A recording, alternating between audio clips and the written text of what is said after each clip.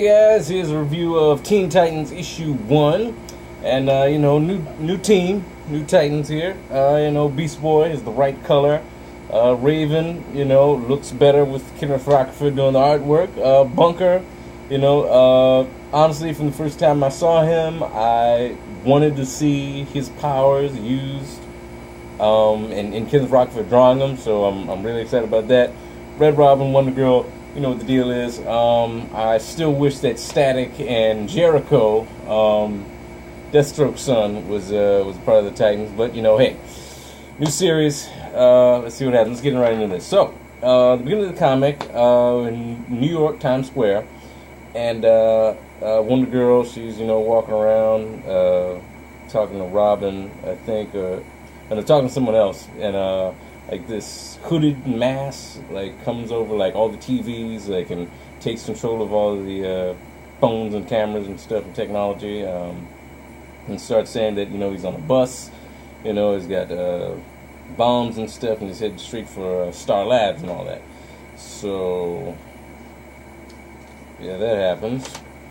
She gets a call from Robin, Red Robin. He's on a skyscraper with his supercomputer hanging off the edge, telling her what to do, and she goes into an alley, and while she's talking, and it's I guess her outfit materializes on her. They don't really explain that, so she jumps into action, goes out of the alleyway, jumps onto the bus, on the top of the school bus, and the title is Blinded by the Light, Part 1 by Wolf Pfeiffer, who was writing for Red Hood, which I dropped, but yes.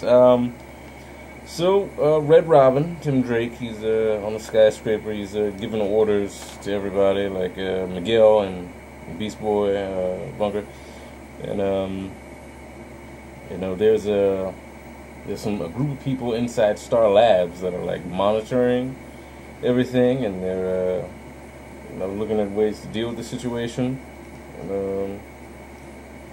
So they start taking hostages, on the inside of the school bus, this guy and his team of mercenaries or whatever. They take one girl, they put a gun to her head, freaking Wonder Girl snatches him out of the school bus and just pulls him up and throws him back. It's a nice splash page, really cool there. Actually, take a look. Very nice.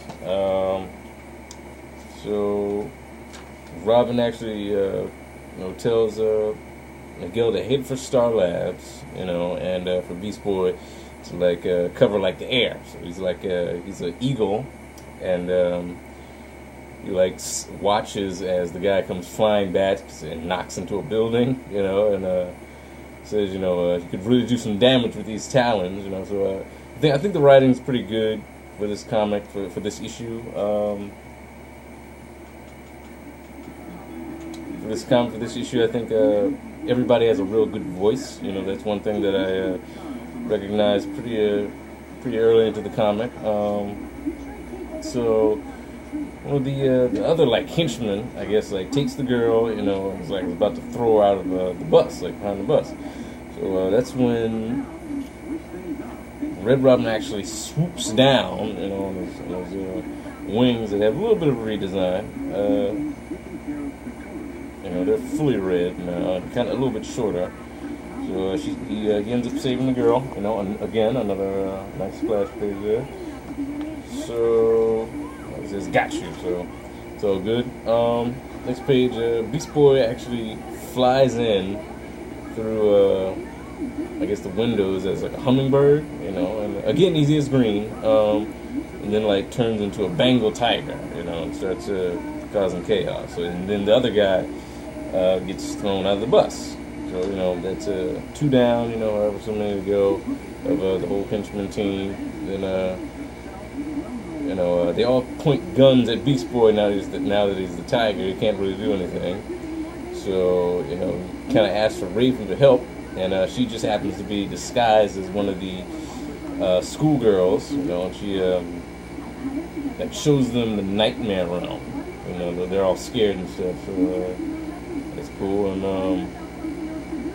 and apparently like the head guy, or head girl, actually, is actually like says something, and I guess like the vests on her henchmen like start like going off deep. So they've got bombs, they've got live bombs, and no one is taking care of the wheel. So Beast Boy, grabs hold of the bus,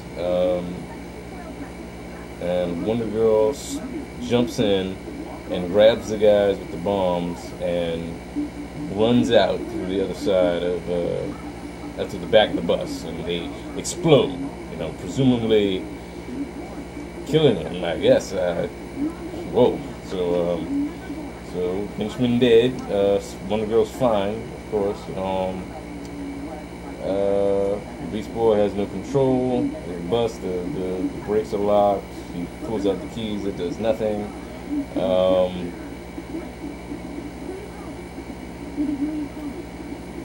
Robin asks if Miguel if Bunker is there, if he's got this, and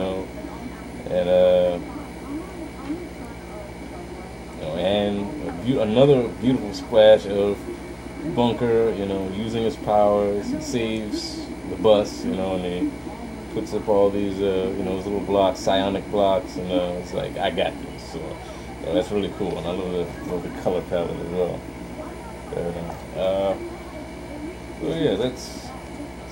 Crisis averted.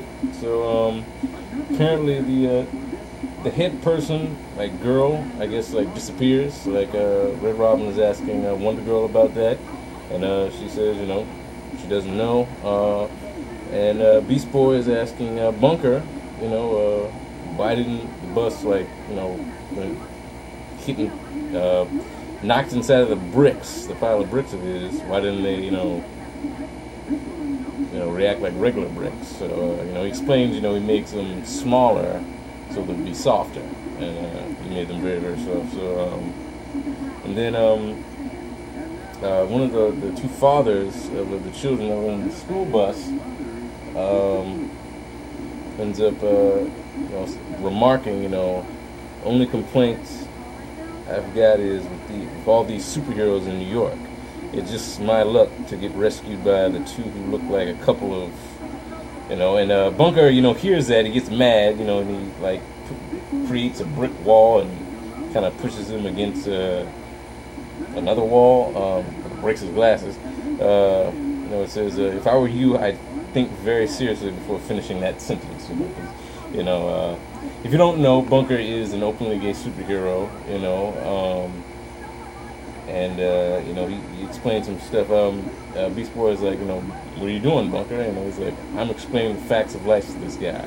Like, how in the world some people like us, we wear masks, and how underneath our masks we might be good, evil, black, white, man, woman, straight, or gay. But one thing you can count on, the one thing you can always be sure of is underneath our masks we are very, very dangerous. So, and he's listening to me, aren't you? And he says he's listening. I'm listening. So see, he's listening. And Beast Boy kind of like grabs him by the shoulder and is like, I know, but see, Bunker. Here's the thing. He's not the only one. And you see this, guy taking a picture of him. He's doing that.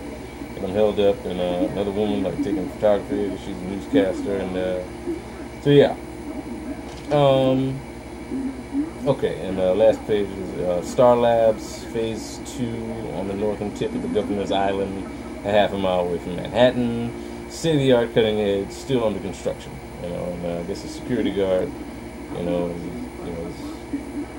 around one of the rooms, and we see the other like henchman person come back, and she's like, no, and, like she puts her freaking hand through his throat, and she's like, not over, not yet. And she's outside on the thing. So, interesting character. I don't really know what to make of her actually too much, but I can say that I am quite excited to see what happens next. Glad to be back to reading, something with Kenneth Rockford, because he is, basically my favorite artist. So yeah, that's all. Nice setup issue. Not too big, not too small. I will most definitely be picking up the second issue of this, and I'm looking forward to see where it goes. My ranking for it,